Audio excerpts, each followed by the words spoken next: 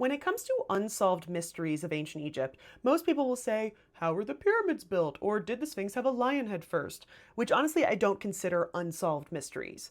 Just because we have a couple varying hypotheses and we haven't reached that definitive answer doesn't mean that it's an unsolved mystery. But there are a couple things that I do consider mysteries in ancient Egypt, and I would love to have a solution for, though some of these I fear we will pretty much never know. I can do a whole separate videos to go into specifics, but here are a couple of them.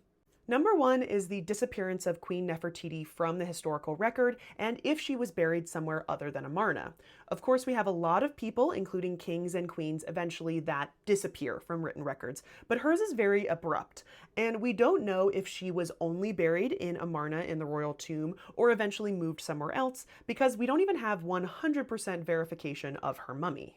Number two, who was Semenkhare and Nefer-Neferuaten? I will be doing separate videos on these guys, but who are these pharaohs and how are they actually related to the Amarna period is a really big question of mine.